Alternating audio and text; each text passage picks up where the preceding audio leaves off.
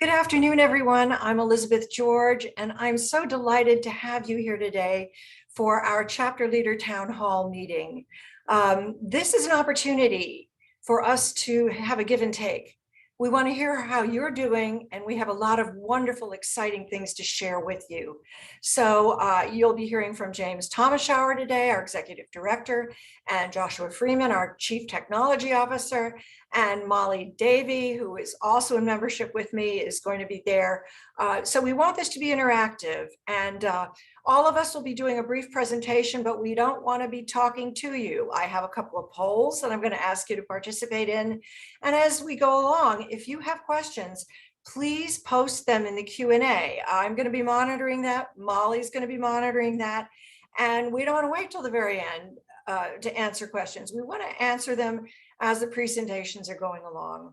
So, and as well as you know, this is being recorded, so it will be uploaded probably by tomorrow at this time on the website, and I'll send out a link to everyone. So without that, it gives me great pleasure to introduce to you our Chief Executive Officer, James E. Thomashour. Thank you very much, Elizabeth. Wonderful to be with you all on a town hall meeting. And thank you, Elizabeth, for creating these town hall meetings for us. We used to have them years ago, but not on Zoom. Now we're able to have them on Zoom through the magic of the internet. So thank you for doing that. And for those of you who are able to join us right on time, I get to break some wonderful news to you. So our breaking news is that I have promoted Elizabeth George to be our Chief Membership Officer. So effective immediately, Elizabeth George is now our Chief Membership Officer.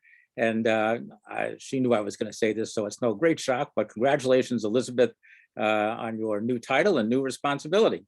Well earned, well deserved. So we are all excited to have you as our CMO, our Chief Membership Officer. Thank you, James. You're most welcome. Our purpose here, my purpose here on this town hall meeting is to talk to you about our new strategic plan.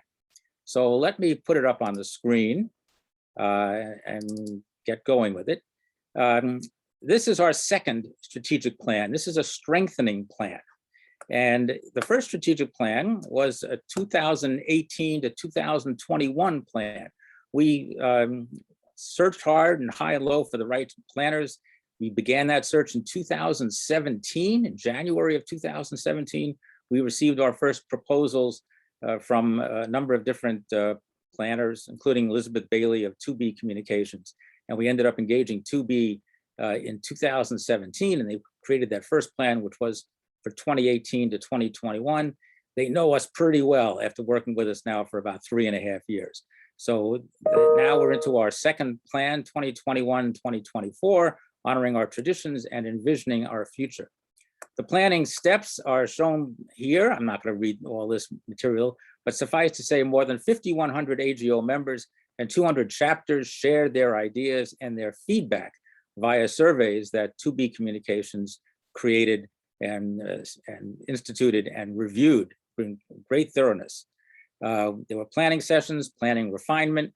They involved a National Council, Strategic Planning Committee, the staff, an in-person session with the National Council, and then feedback and refinement steps after each of the planning sessions. Finally, the National Council approved the plan on August 26, 2021. This is a soft launch, ladies and gentlemen. We have not made a formal launch of the new plan, but you're getting sort of an early peek at it as we get ready to make a more formal announcement about the strategic plan. Our fiscal year started September 1, and so this new plan is really effective September 1, 2021. The plan is guided by our mission and vision. The vision of the AGO is to engage, support, and uplift every organist. I try to memorize this with the alphabet, E, S, and U in that sequence. Engage, support, and uplift every organist. And then the mission of the AGO is to foster a thriving community of musicians who share their knowledge and inspire passion for the organ. Good things to memorize if you can. Our vision, and to live by, our vision, every organist. We're trying to reach every organist, and of course, our mission. The overarching aims, what are we trying to achieve with this strategic plan? What are our big goals?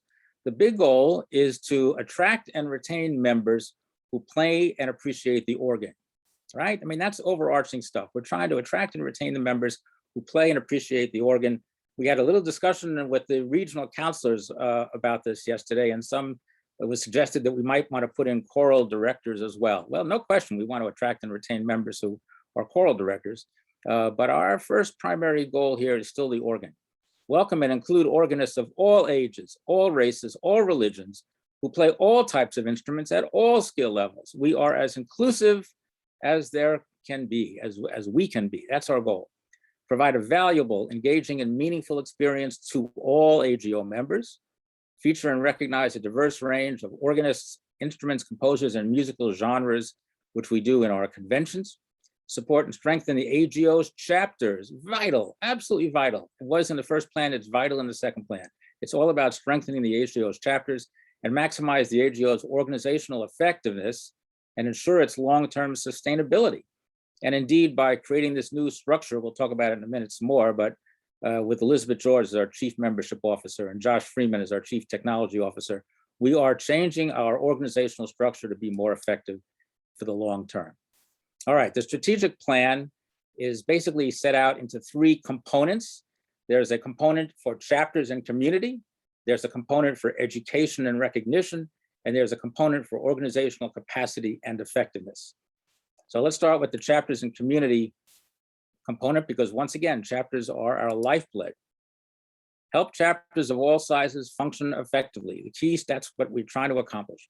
Key strategies, and continue to develop practical training and resources for chapter leaders, including tools explicitly geared to leaders of the smallest chapters. You know, the bigger chapters, they have their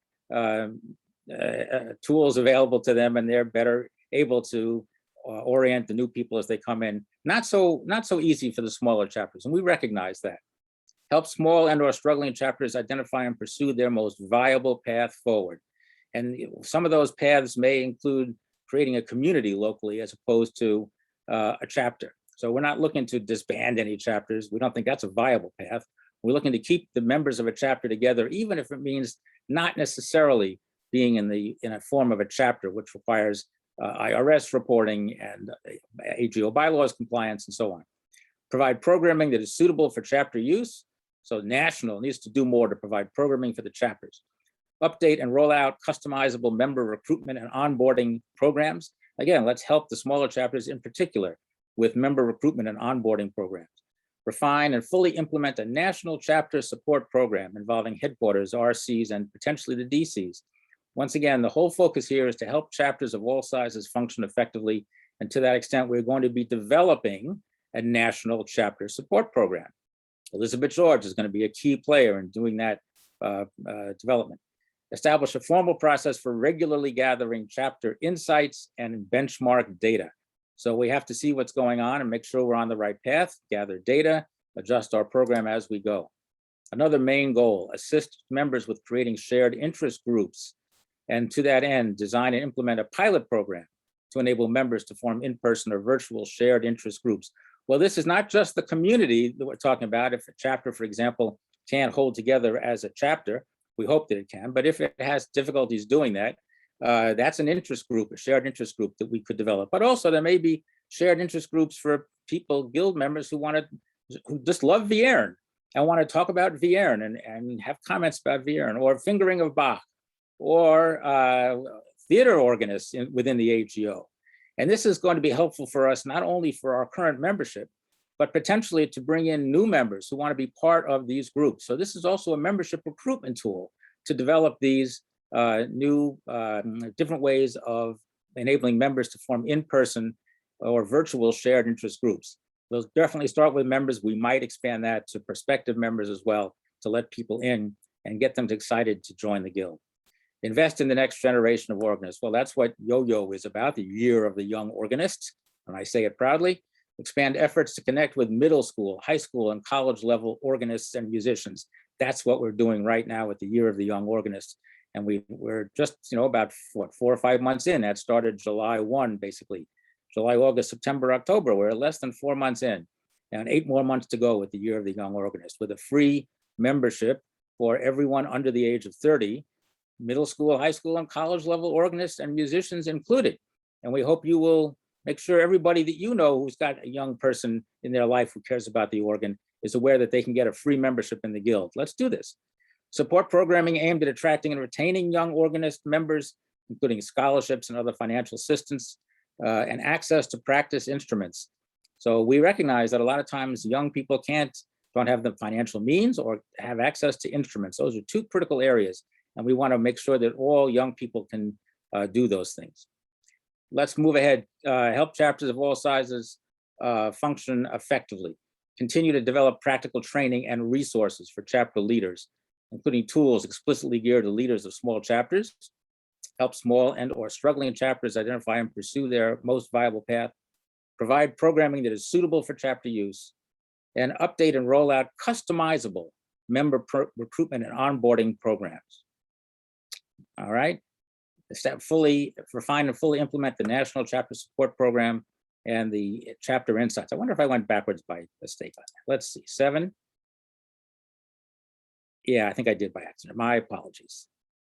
We left out this one. Enhance pipe organ encounters and young organists, increase opportunities for young organists to serve in leadership roles on our committees and on our task forces. We have to be doing this. All right, let's go on to education and recognition. Understand and meet the educational needs of organists wherever they are. We have to meet our members where they are, at all skill levels and at all career stages. Evaluate and update and/or sunset existing education and skill building offerings. We can't just keep everything forever. You know, sometimes you have to sunset programs that just aren't working. Continue to evolve and provide exceptional programming at national and regional conventions and increase access for our people, providing more scholarships, and expand streaming. That is explicitly here in our strategic plan to expand streaming. So when we talk about streaming of our national conventions and regional conventions, that's what we're referring to. And create additional resources focused on career path support. Also in the education and recognition area. Ensure that certifications continue to inspire organists to strive for excellence. I spent time on the phone today with Vince Carr, the counselor for education, and his committee, the Committee on Professional Certification, met for a couple of days in Indiana. I believe they were in Indianapolis over this past weekend, focusing on the certification program. This key strategy: conduct a thorough review of the AGO's current certifications and identify areas for improvement in content, exam preparation, providing materials for exam prep to candidates, and the exam processes themselves. Implement a plan to enhance the program, including expanding certification preparation offerings. That's about preparation. You know, one of the major questions we always ask about the certification program is, are we asking the right questions? At each level of the certification program, service playing and colleague and associateship and the fellowship and choir master, are each of these certification examinations asking exactly the right questions? How do we know? Are we asking questions just to demonstrate some great educational massive knowledge, or to demonstrate some ability to perform in church, to play in church? Should these exams be more tied to actual performance requirements during worship? Or is it sufficient that they be tied more to understanding the educational aspects, the pedagogical aspects of organ playing, organ history, and so on? These are important questions we have to ask and we have to answer properly. Let's go on to the competitions. We need to achieve greater impact and visibility with our competitions. One of the ways we're going to accomplish that, we believe, is if we have more funding and are able to provide greater first place, second place, third place prizes for our competition winners. Identify opportunities to elevate the AGO's competitions, including increasing the prize money and ensuring that high standards are rewarded. Evaluate the current competitions. You know, we have about 6 of them, right? We've got NIACOP and we have the Rising Stars, RICIO competitions, and NCOI. So these are major performance competitions. We have composition competitions. We have the ECS, we have the Marilyn Mason, and we have a Pogozelski Yankee annual composition competition. So we have 3 composition competitions, 3 performance competitions. Evaluate them, make strategic adjustments if warranted, forge new alliances to expand reach and to share resources. All right, now we're on to organizational capacity and organizational effectiveness, a big one. Consistently deliver a purposeful, here's our big goal, a purposeful and achievable volunteer experience. So to do that, we want to conduct systematic reviews and redefine the volunteer roles as needed. This is big. Are the roles of the regional counselors correct as they are defined? Are the roles of the district conveners appropriate? Do we still need to keep the district conveners or in their current roles in some capacity? If we have the right number of district conveners, we have the right number of regions. We probably won't go back to that. We reduced it from 9 to 7. I doubt that we'll review that. But updating and or creating volunteer structures, job descriptions, and the transition processes. These are all part of our key strategies to make sure that we can consistently deliver a purposeful and achievable volunteer experience. Review and update volunteer recruitment, application, and selection processes at all levels. Prepare and implement a sustained volunteer leadership training program that includes in-person and online components and easily accessible resources. So this is all about helping strengthen the roles and responsibilities of the volunteers with leadership training. We need to do more leadership training. Kudos to Elizabeth George, who has been focusing on that since she arrived with leadership training webinars and the in-person ones we had most recently in 2020 in California, in Southern California. Another organizational capacity and effectiveness goal, significantly expand the AGO's technological and marketing communications capacity. We're going to move over to Josh Freeman in just a few minutes, our Chief Technology Officer, who is here to expand our technological capacity. That's why Josh is on board. That's why we created the Chief Technology Officer position, to give the AGO a kick up, if you will, to get into a higher level of technological capability. And marketing communications, we don't have a marketing and communications function per se in the Guild. What's that about? We need to have one. So we have a job description developed already for a marketing and communications person to raise up the profile of the American Guild of Organists so that people know who the AGO is, what the AGO stands for, so that people know more about our competitions, to market the membership, recruitment, to market all aspects of our activity, our pipe organ encounters, to organize communication strategically, to look at our social media platforms, of which there are many, and get a handle on, get a strategy around our social media platforms and implement the strategy, get a strategy behind our communications programs and implement the strategy. We want to create, so here we go, complete the, and the AMS, complete the implementation of a new association management system. That's the big database that keeps track of everything and everybody, basically everybody and what they do, and the website. I think we skipped ahead. Let's see. Oh, wrong way. All right, implementation of a new AMS website, including CMS integration and a texting platform. So create centralized and accessible online repository for documents, so leaders can find the documents more easily, including our national council members. Expand technology support to chapters, develop a longer range technology plan encompassing the AGO's holistic needs, including privacy and security. Cybersecurity is a big deal. Here are our marketing and communication strategies. Ensure that the newly selected TAO editor supports and works collaboratively with AGO staff and volunteer leaders to maximize TAO's relevance to all members. So I would say continues to support and work collaboratively with AGO staff and volunteer leaders. I was speaking with one candidate for TAO editor. Todd Sisley is moving on. And she asked me, what does the AGO do to market TAO? And I said, not enough. And what does the AGO do to market the AGO? I said, not enough. So that's where that marketing comes in. She was asking me that questions, that candidate. Acquire the knowledge and skills required to develop and execute a robust multi-channel marketing communications program that supports all aspects of the AGO, including website, social media, and other communications, YouTube, Instagram, Twitter. Got to get our arms around all of these different social media platforms and get organized around how we're going to use them.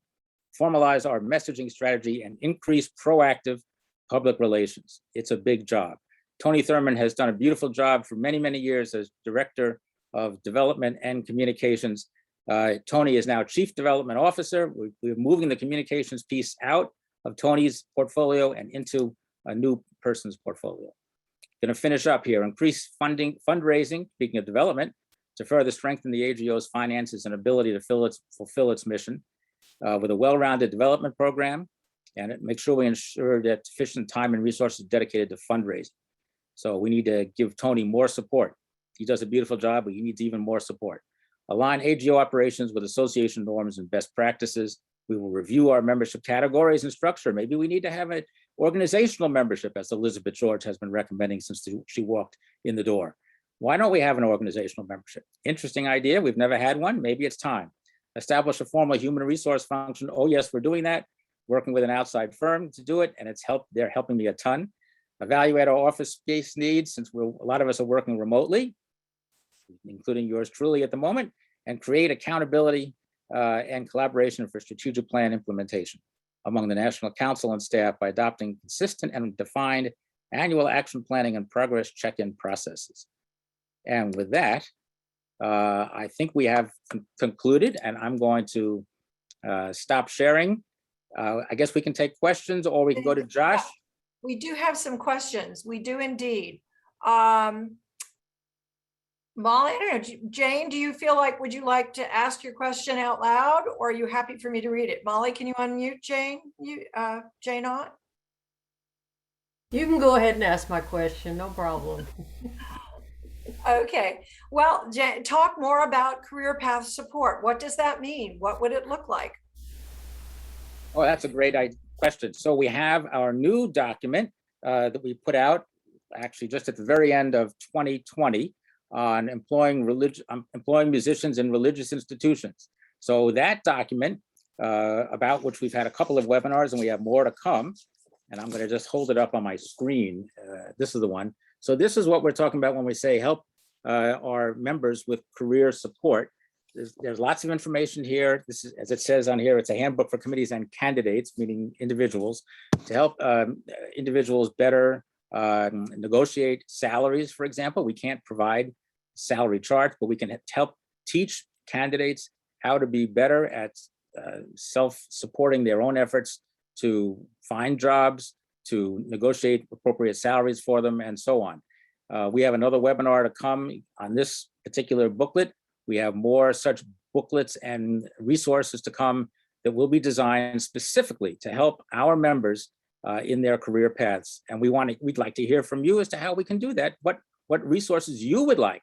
I can't provide a salary guideline. I'm sorry, FTC says no, but we can do lots of other things that will help our members in their job searches and job and career paths. Oh, great. Okay, we have a question from Pete Townsend. Pete, you are unmuted if you'd like to ask your question. I think you can unmute. Can we unmute him? He looks muted to me. He does indeed. All right. Well, Pete actually asked a very good question. Are there any specific examples of programs that should be considered for sunset?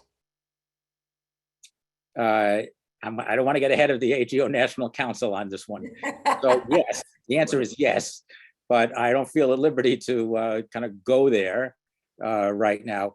You know, here's a program that there are programs that we've had over the years that we simply haven't pursued for numbers of reasons. For example, we had a program that was developed years ago in the educational realm to get into the schools the combinations of teachers who could teach science and music and history and social science, and talk about the whole history of the organ very holistically from the sciences and music and so on. And it never took off. And so we stopped promoting it because it simply wasn't any program. It was a nice educational program. And in fact, I've just spent time with the Royal College of Organists because they're interested in it, telling them about it. But it was not a program that took off. So that's a kind of an educational program, just as an example, that we've let go. We have stopped promoting it. There may be others. I'm not anticipating any competitions that we're going to let go of. I'm not anticipating any certification programs that we're going to let go of. But there may be others more on the fringes of some of the National Council Committee portfolios that will be looked at. One more question And Ludo, we can unmute you if you would like to post your question. Molly can do that. If not, I'm happy to ask it on behalf of you. Am I unmuted now? Yes, you are. Yeah, my question was maybe my background. I'm coming out of automotive industry. I work for a shareholder based in Seattle, so US based, and we had in our company structure a lot of positions where we had a strong succession planning. So knowing who will be the next in the position. And that's sometimes very critical to have a smoothly transition if somebody leaves or somebody gets retired or whatever, so that you are prepared in your organization. Maybe that should be also one of the good ideas to integrate in the strategic planning. It is, Ludo. That's a terrific question, starting with me, because any number of people have said to me, James, we need to do some succession planning for you. Not that I'm planning to go anywhere or retire, but that has come up for a couple of years now, that succession planning, needs to start with the top. And so that's certainly on people's minds, on some people's minds, not so much mine, but maybe on some other people's minds. But even in the chapters where succession planning is helpful for deans and for those who might have been treasurer for 15 years, because sometimes the treasurer stays on for a long time. Succession planning is important, Ludo, at every level of the organization. The national nominee, I'm sorry? In the European AGO, we have some members in our board who don't have a function, but they are member at last. So they are, we take them on board and they follow the meetings, and maybe they are the successors of the ones who have now a formal position. That's a great best practice, to use your members at large as building your leadership pipeline so that they can move into officer positions. That's awesome. And we're so delighted you joined us. It's late where you are, but thank you so much. It's great. It's early. It's 10:30. Yeah. Well, thank you. We have a couple more questions. Can you please talk a bit about metrics, measures, and specific strategies for meeting the goals that were presented? How will we know when we've met these goals? Is this part of the planning still in progress? It is. We have to develop the metrics and the goals. We have membership. It's kind of an easy way to develop the goals. We get a membership dashboard. I imagine that any number of you see the membership dashboard that Elizabeth George sends out, that's been created by Leah Semikin in the past, and Molly Davies keeping it up now, with all sorts of metrics on the membership numbers for all of our different categories of membership. So that's kind of an obvious one, since recruiting and retaining members is important. But we keep track of the number of chapters we have. And we keep track of course, the financial numbers are very important as well. We would like every chapter to send in a budget and let us take a look and have a see at it to see how you're doing. But that's another metric. How are you doing organizationally at the chapter level in terms of bringing in young members? There's a competition that Elizabeth George has created to give an award to the chapters that bring in the net greatest number of new members. I say net, net of ones that you might lose. So these are all part of the metrics we're talking about. Do we want to drill down and get into the level of how many programs you're having and how many members are involved in your programs? What percentage of the members are involved in your programs? Potentially we could do that, but that's all part of future planning. As well, we have another question here. I would like to see guidelines of what a full-time job consists of, what a half-time job looks like, how many hours are involved. You need to read that wonderful guidebook that's on our website, right, James? That has been created that talks about this so much. Kathleen Thiessen, yeah. It has all the different components. It's free. It's available for everybody, free download for anybody and everybody. And it's on our website, Employing Musicians in Religious Institutions. Every church setting is going to be a little different. So a full-time job in one church may look a lot different than a full-time job in another church, or a half-time job, from church to church and region to region, and large city to small city. They all might look, or rural or suburbs, everything's going to look a little different. Denominations are different. There's no one size fits all here. So we have a terrific compilation of the different responsibilities and tasks that an organist might do and in any given setting. And we think that's a pretty comprehensive list, as a matter of fact. We think we've certainly caught 95% of all the most important things that an organist has to do. How many hours of each is unique, I think, to the particular setting of the church. But please do look at these appendices, for example, in the back of this book. I think you'll find it extremely helpful. Okay, we're going to take one more question from Adam. If you want to unmute yourself, Adam, you can, or I'm happy to read it. Have we thought, and this is Adam Graham, do you want to unmute yourself? You can go ahead and do that if you'd like to. Sure. I hope my fan isn't bothering me in the background, but I was wondering about initiatives or any sort of partnership with the Piano Teachers Association or even the American Choral Directors Association in regards to new or younger members. At the moment, none, but this is absolutely in the talking stages. So we talk talk is cheap, but we talk about ways that we can begin to establish relationships with these other organizations in those particular areas. So particularly the piano teachers, I was on a conversation with the regional counselors yesterday in which this exact topic came up. ACDA has a brand new executive director. She and I have just exchanged some friendly emails. So there's opportunities there. We actually have a formal agreement between the ACDA and the AGO, as a matter of fact, with a whole bunch of stipulations as to how we will help each other. They'll give us discounted membership dues to their conventions, and we'll give them discounted dues to ours, just as an example. So we can expand on that for young organists and for new members, expand on the agreements that we already have in place. And it's work to be done with the Piano Teachers Association. Great question, Adam. Thank you. Thank you so much. James, I think that's it for now. So I will turn it back over to you. All right. Well, thank you, Elizabeth. Thanks for the opportunity to run through that strategic planning document pretty quickly. And it gives me great joy to now turn the floor, as it were, over to Joshua Freeman, our Chief Technology Officer, to talk about our new AMS. Hi, good afternoon, everybody, or morning or evening, depending on where in the world you are. I am in a slightly noisy location in New York City, for which I apologize profusely. With regards to succession planning for IT, I wanted to make sure that everybody knows that I have put together a great deal of documentation for the technology underpinning the AGO. It's a document that's both very, it's robust, it's secure, it's shared with James, it's shared with, we also have a third-party IT vendor. In case something happens to me, I want to assure everyone here that I am not the single point of failure I may seem to be. I have backup. And so if anything happens to me, the work continues. And, so I just wanted to make a comment there about succession planning from an IT perspective.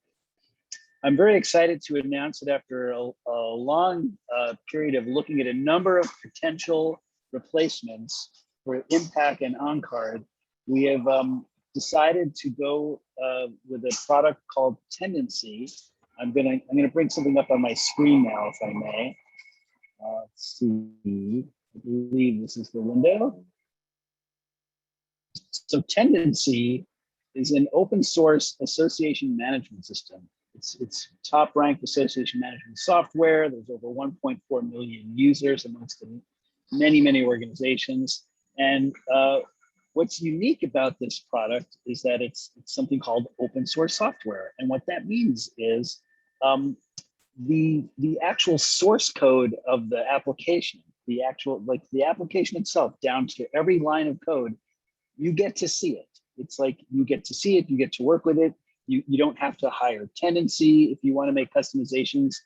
Anyone who has the skills and the ability to manipulate and configure and customize the software for your needs, you can go with whomever. So what we are doing here at the AGO for our next generation AMS is we're engaging a software development firm that specializes in the technology that this product Tendenci is built on.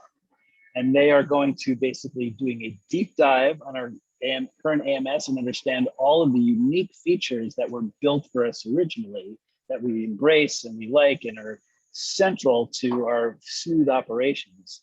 And then learn a lot about all the ways in which the ways in which impact and OnCard come up short, especially for our volunteer leadership, chapter management, and make sure that in our next generation AMS, it is easy to use, it is easy to manipulate, it is easy to get reporting done.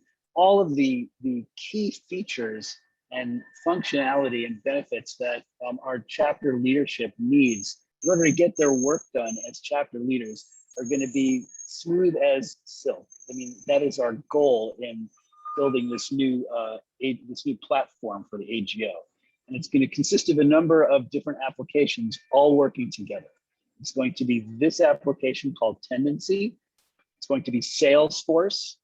It's going to be something called Discourse, which is the community building aspect, the ability for special interest groups to have a place online where they can discuss topics of interest to them, share files, share, whether they're videos or music or images, share files with each other, and have that all kept in a repository so new people who join the organization can go on to a discussion and look backwards in time and see where the discussion originated. So there'll be, what else? Oh, and we have other features that we're adding, which have to do with being able to send mass text messages to our membership for people who opt in for such things. And we have special announcements to make and things like that. I don't want to dive deeply. Question for you. Go right ahead. Yeah, because I think this is a good one. And we're all going to be happy with your answer. Will the new website have a difference in articles available to members only as opposed to non-members? Yes. In short, yes. We will be able to have a much more granular and manageable distinction between content on the website that is public facing or perhaps membership generating, information that will entice people to become members of our organization, and things that are restricted only to people who are already members. We will have a much better ability to have control of that. So the short answer is yes. I don't want to dive too deeply into the technical details, although I am making myself available to anyone watching this who would like to have a more deep discussion on a technical or functional level about what we're planning. You can reach out to me anytime. My information is on the website, or you can reach out to Molly or Elizabeth. They'll put you in touch with me. I'm happy to talk with anybody about the project. What other questions are there? Well, there's one good one from Sue Mitchell Wallace, one of our wonderful regional counselors. Does this new technology provide for online teaching for revised exam requirements? That's a really good question, because I think you and I, Elizabeth, have talked about teaching modules for doing online education, like a learning management system. Right. I do know that there are learning management systems that are built on the same technology that Tendenci is built in that we could incorporate into this. And I'm one of the sub threads of this whole project is to work with Paul, who leads all of our certification work, to get as many aspects of the certification process automated, put into the system so it's part of the overall system and not managed independently. I don't know if that's a fully performative answer to the question, but it's certainly something we're talking about. And it's something that if we choose to do it and we know how we want to do it, we will be able to. All right, so here's one that I know we've all been waiting. Our members have been waiting with bated breath to hear.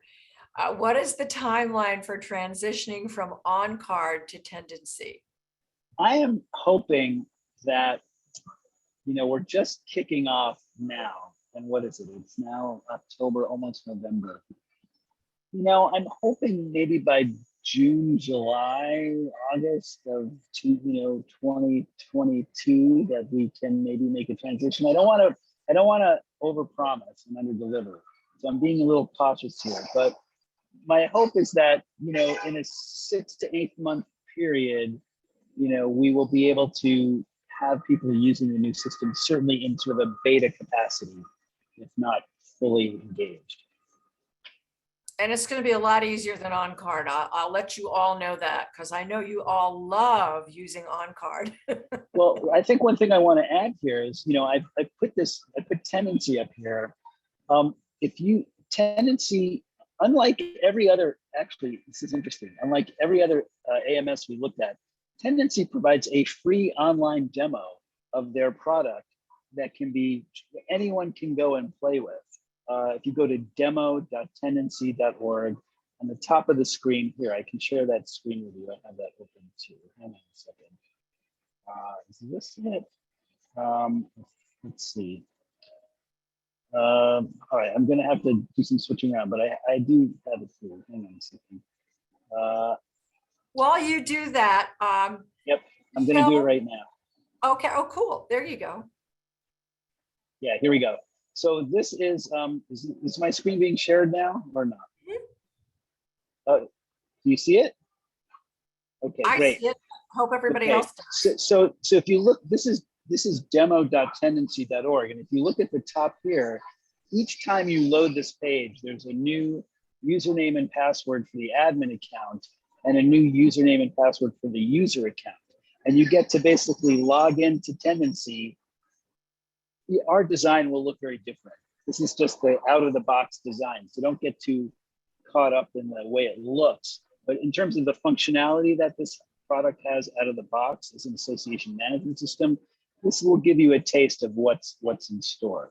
And we will be working closely with our development partner as well as the people at Tendenci to make sure that our chapter features are pretty much the best the best they can be, the best that there is, because this is so eminently configurable. I believe that we'll be able to deliver. Michelle Thomas, you have such a wonderful supportive comment about Tendenci. Do you want to unmute yourself and share your thoughts? Sure, I'd be happy to.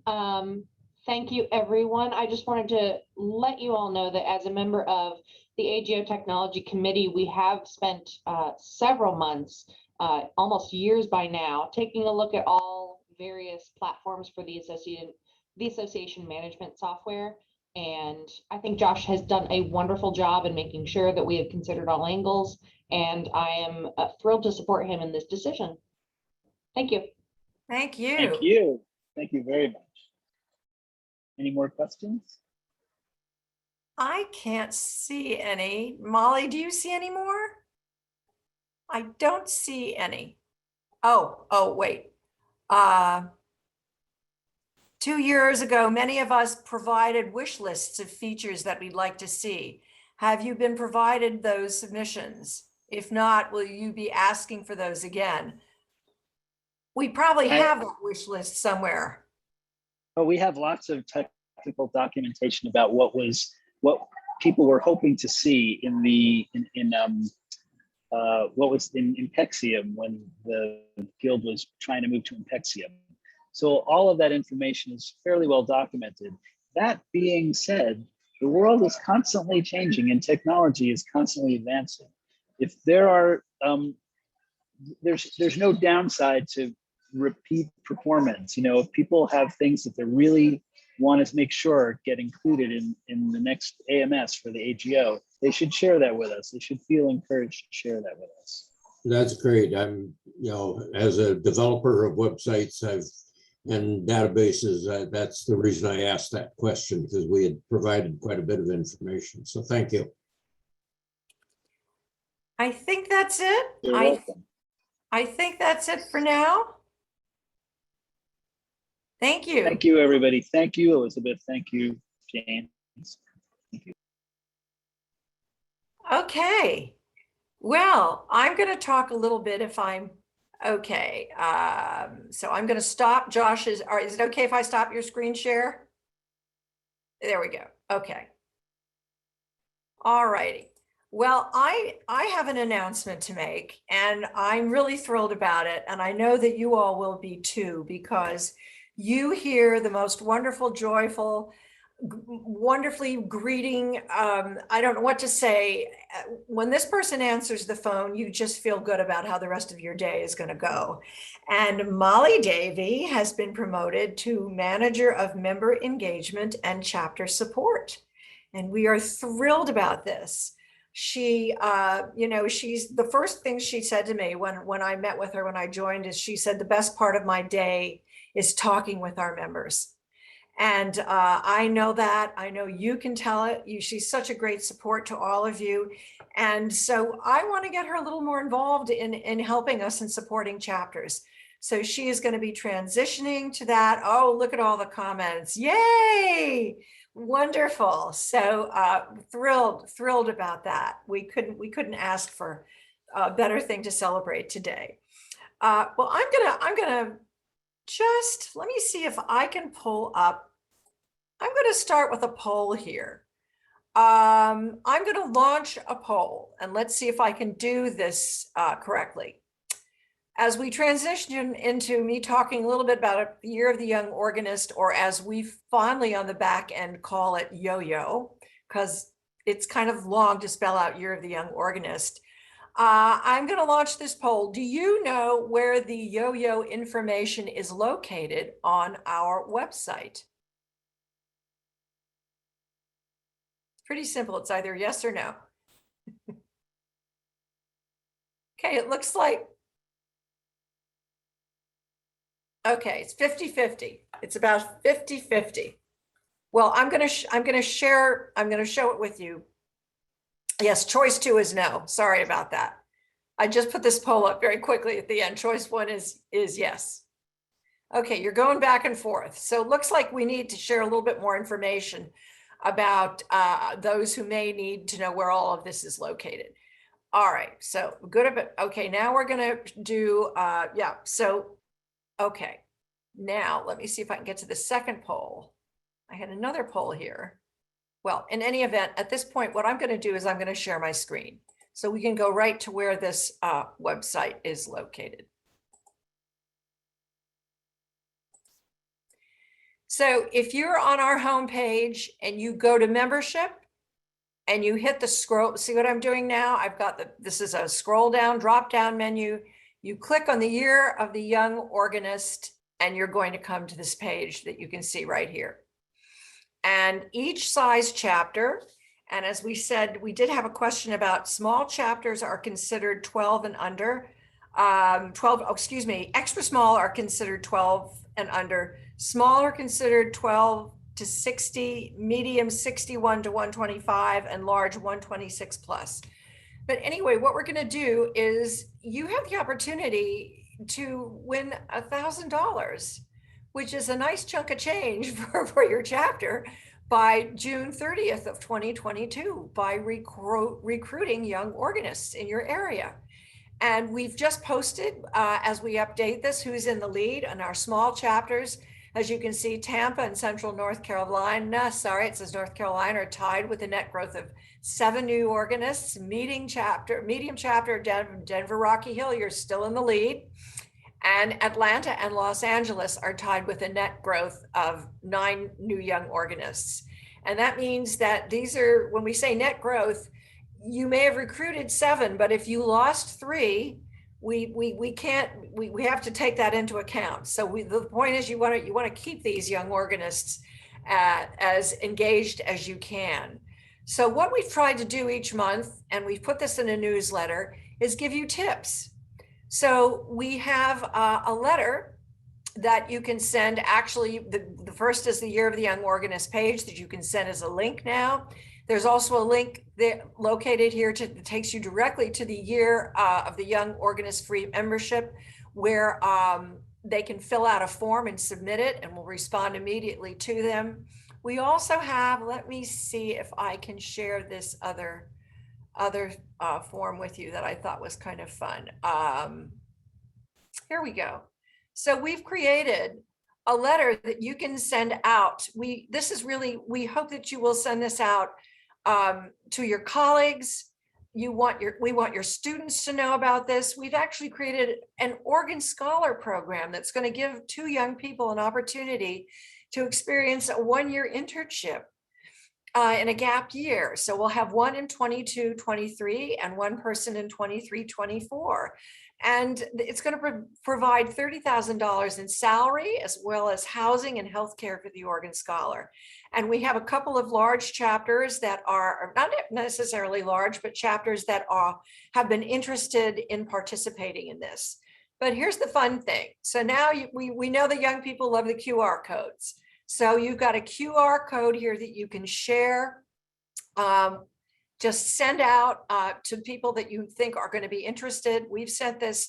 We have a list of all of our conservatories and colleges with music departments, and universities with music departments on our website. And I have sent this out to them, and I will also be following up again because I want to make sure that they're aware of this. And then what we just put up for November is, we're getting ahead of the holidays here, but I wanted you to see this. So this is a give the gift of free membership in the American Guild of Organists. So this is a lovely page that you can use. For those of you that are having programs, you can print this out and hand this out to people, or you can email it. And it's linked to the free membership and the QR code right there. So I'm going to stop sharing. So you know where this all is now. It's under membership. And just to give a little plug once again, I'm going to go back here because in addition to, oh, sorry about that. Okay, I've gone to the wrong one. I'm getting too fancy with all this screen sharing. Anyway, if you look under the membership tab, in addition to the recruitment toolkit, there are all of the chapter leadership toolkits there for you. To date, and this is pretty exciting. So we launched this program, July 1st? To date, we have 412 new young organist members, which I applaud you because I know you've done a lot of this recruitment. Keep it up. Thank you, Zach Boyer, who said, awesome, amazing. Yes, it is amazing. So my goal is by June 30th of 2022, we've got at least 1,000 new young organist members. So now I want to ask you, once you've got these members now, what are you doing to engage them? So who would like to answer that question? I'm going to open the chat box here. Tell me what you're doing. Elizabeth, while you're getting some people answering in the chat, I wonder if I could just share my screen for a quick moment, please. And let's see, if we go to the home page, this is the home page of the website. Normally it starts here with TAO, but it's in the scroll. You always get to the year of the young organist, and if you click on the year of the young organist, it gets to a blog post where people can post things. But click here for more information, and this is the form where people who want to join as a young organist can get their free membership right here. So it's really, it's just 2 clicks away from the home page. And I just wanted everyone to see that home page and then click on that where it says click here on in the prior item. And James, show them while you're there, please show them the, click here for more information, because the Year of the Young Organist has their own website, right? So the year, exactly right. So the AGO Young Organists created their own website for the Year of the Young Organists. If you click here on get your free membership, guess where you'll go? You'll go right back to the AGO website. See, I just clicked on it. Let's go back to the Year of the Young Organist. This is the program year. So this describes all the programs that the young organists have put together. And here's what's coming up. So, right, we've got Dr. Richard Zielinski coming up in November, and we've got Joe Vitacco coming up. So these programs are coming up ahead of us. And so, yes, there are different aspects of the AGO Young Organist that can be seen in different places. Susan Legrand, I think, made that point in the chat, that you get to see different things depending on where you go. So go back to free membership. And somebody else asked the question, by the way, is there only one organ scholar for 2023 and 2024? Yes, each year there's only one organ scholar. That is a highly competitive program. And Duke University is going to be doing the first organ scholar. They will be the host of the first organ scholar. So Duke is going to be working with the host chapter. don't recall which one it is, but it must be the local chapter for Duke, in determining exactly what the application process will be to find the organ scholar for the year in connection with Duke University, maybe it's Duke University Chapel. I just saw that come by my email and I read it really quickly, so I'm sorry. It's breaking news, but I don't have the details because I read it too quickly. Okay, Anyway, we're sharing going to that. go back to hearing about what some of our chapters are doing. Ed, do you Please. want to unmute yourself to share a little bit about what your chapter's doing? If not, yeah, there he is. So you have the ability to unmute yourself, Ed, and it's up in the right-hand corner. If you put your cursor up in the right-hand corner. Thank you very much. I'm very happy for you to read what we were talking about. And I think it's going to generate a lot of interest in our yo-yo members. And I like that monicum. Tell me what you're doing though, because you posted something good about what your chapter's doing. We're having a meet and greet for our new members under 30, just introducing them to some of the leadership and showing them opportunities before them as a member of the AGO, talking about a sub list that we subscribe to that they're able to put their names on, and just getting a face-to-face meeting with our leadership, with some of the younger members ourselves. Excellent, excellent. That's great. Thank you so much for sharing that. Lynn has a good question, Lynn Francisco. If a young organist signs up for free membership in mid-June of 2022, does that person still get a free year of membership? Hi, Lynn. Yes, they do until June 30th. Okay. Oh, until June 30th of the next year, 2023. 2022. Yep. Yep. Oh, wait a minute. So, okay, I'm sorry, I'm still a little confused. So if they sign up for free membership starting like say mid-June, June 15, 2022, so the free membership lasts only until the 30th of 2023. Okay, very good. Yeah, because this came up and we were like, I have no idea how to answer that question. So you just answered it for me. Thank you so much. Much appreciated. Thank you. Thank you. And I just want to thank some of you. I know many of you have been in your chapter leader, your newsletters, been acknowledging new members, doing profiles on them. I know many of you have recitals planned. So it's, you got to keep them. That's the thing. You've got to keep them engaged, get the, recognize them. They can never be acknowledged too much, make them feel welcomed. I started thinking about, I was racking my brain in the middle of the night about what tip I was going to come up with for December. And we've talked a lot about ambassador programs. So maybe you create a buddy program where you pair a member who's been a member of your chapter for a while with a young organist. And if you're meeting in person, say, I'd love to meet you at the venue and introduce you to some people. And if you're still meeting virtually, you can still connect with this person and ask how they're doing, remind them about upcoming programs that you may be doing virtually, webinars that we're being presented on our website. So I think I'm going to make that my tip for December. I'm trying to see, Molly, do we have any more? I'm trying to see what else. What is here? Questions from anybody else doing anything?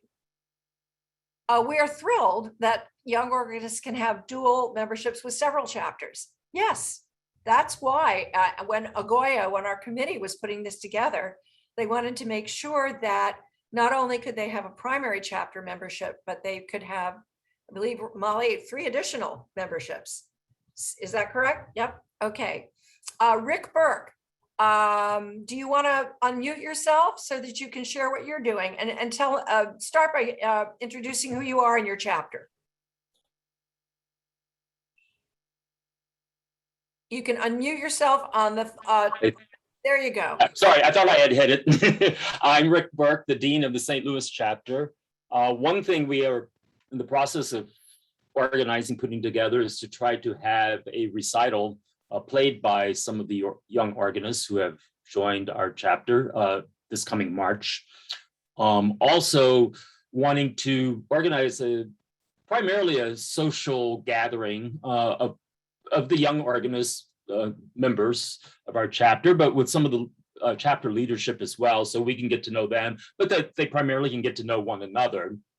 And we've had several of our members retire in the last 6 months or so, and they've donated boxes of music to be given away. And so my thought was to make that primarily available to these young organists. They can start to build up their collection of music with very little cost to them. That's wonderful. That's a great idea. And, I talk a lot about collaboration, so I'm just going to, Zach Boyer put in the chat, Ed, if you ever would like to partner with the Charlotte chapter on any events, we would be open to it. So I think as much collaboration as you all can do is great. Jane, Jane Ott, can you want to unmute yourself and share what you're doing for your Halloween concert? Yeah, we're partnering with the local university, and it's going to be hopefully a big public Halloween concert. And our scholarship winner, who's 15 years old, will be playing the final piece because he's so good. And we're going to have fun stuff. I'm going to play Addams Family and everybody's getting all dressed up. So I think the other appeal is that we have some musicians from the university, so then they'll have their folks attend. I think it's a wonderful partnership. I've got great hopes for it this Friday. Thank you. That's great. Well, I'm going to expect some photos so that we can put them in the newsletter. Of course. In our December newsletter, because November is just about ready to go out. And I know that Columbus, Ohio, we're having a student recital in February of 2022. Awesome. This is great. DC chapter.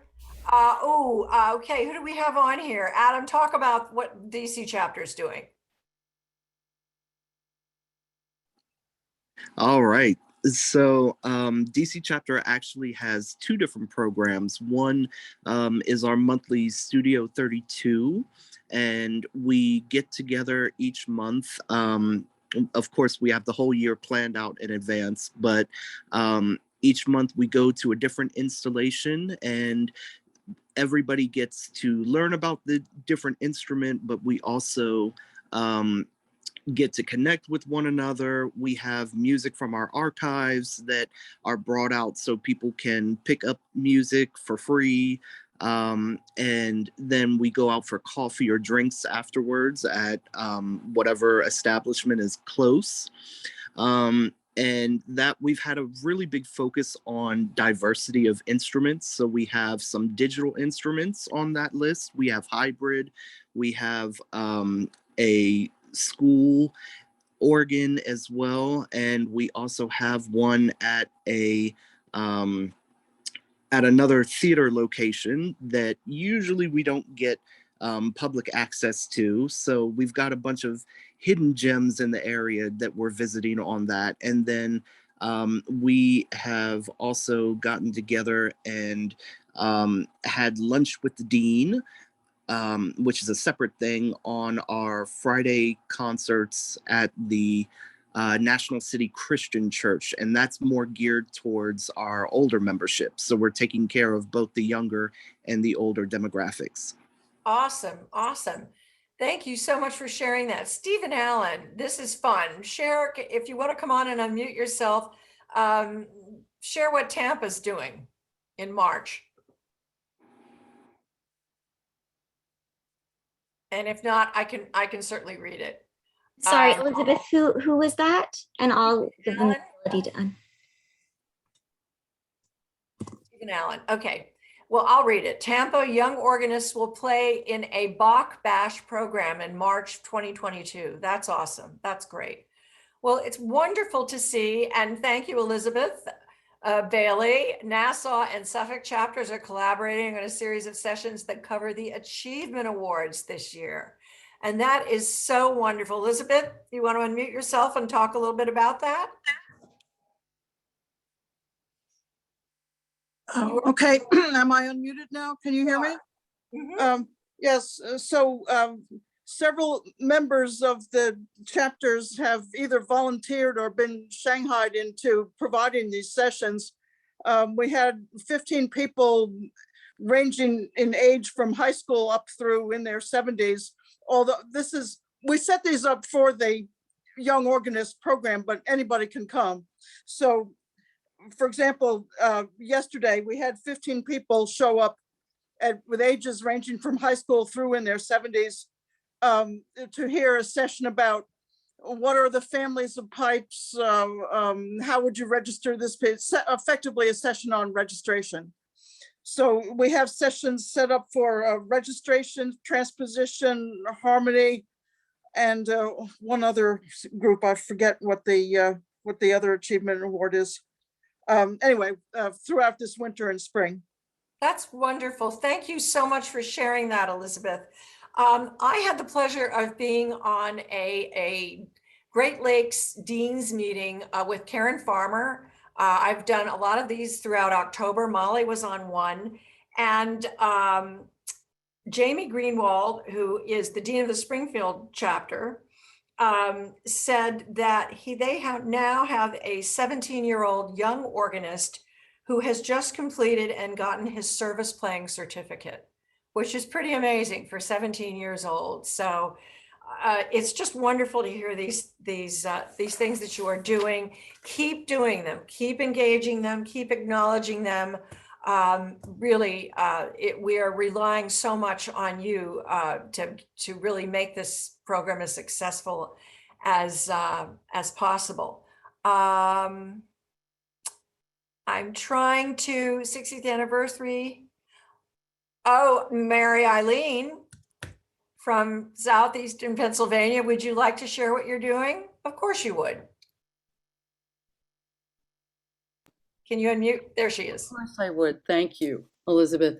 Well, you heard a lot about it during our summer meeting, leadership meeting. But at this point, from May, to kick off the Year of the Young Organist, we had one of my go-to young organists, Dylan David Shaw, and he gave a full concert, and it was like a reunion.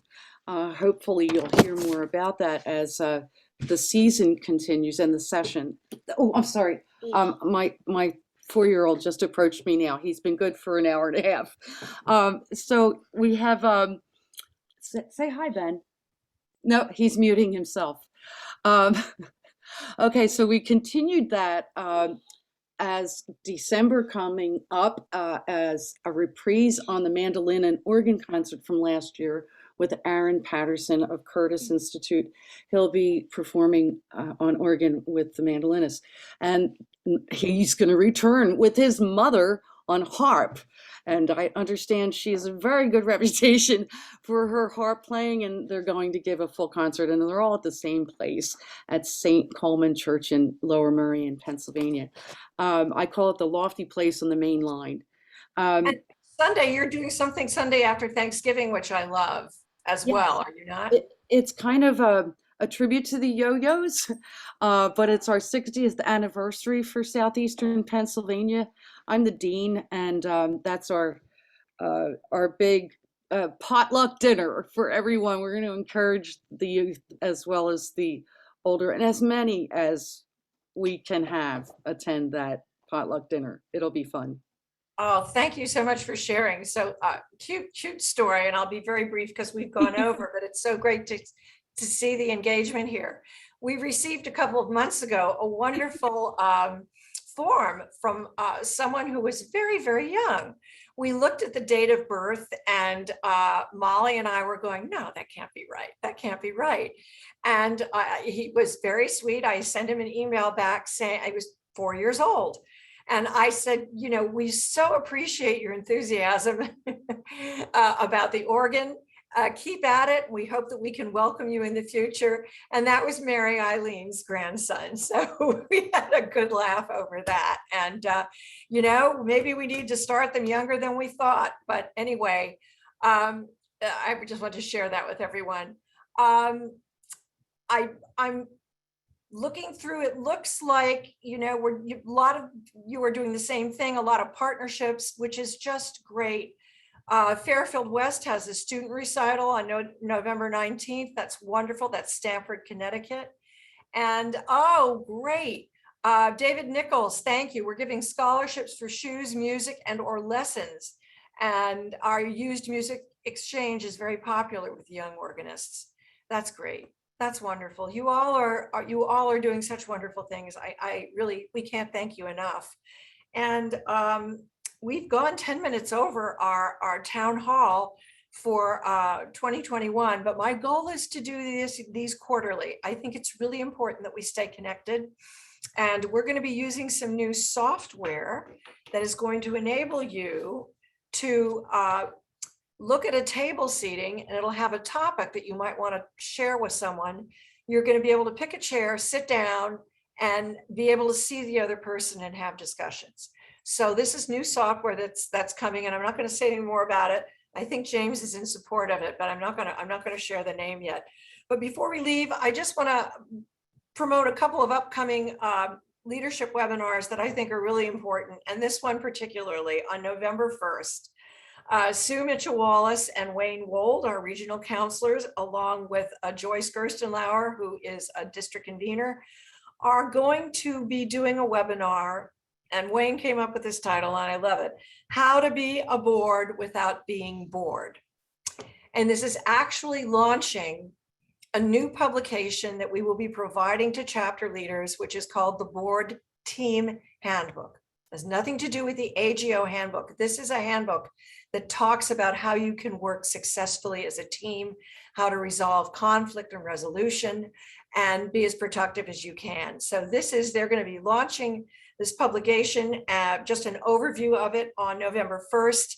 And you can sign up on our website. I'm going to be sending out an email, a reminder tomorrow.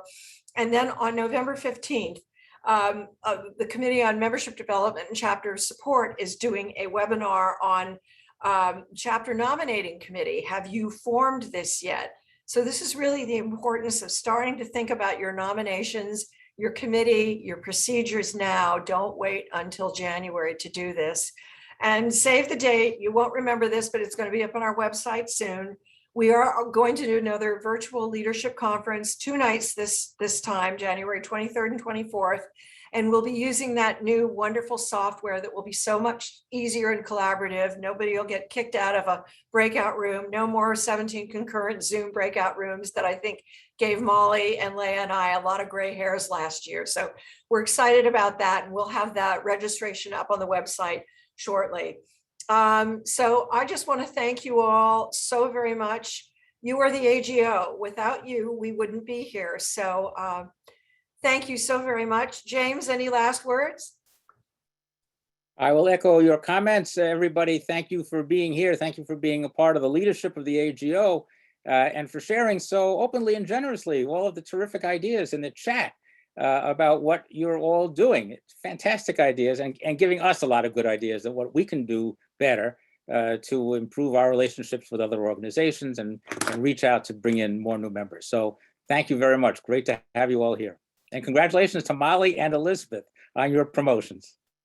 And here's to the new membership software. Woo! I mean, we're dancing. We're virtually dancing around our own respective offices. So with that, we'll just say thank you, everybody. Stay well, be well. And this recording will be up on the website tomorrow. Take care. Bye-bye.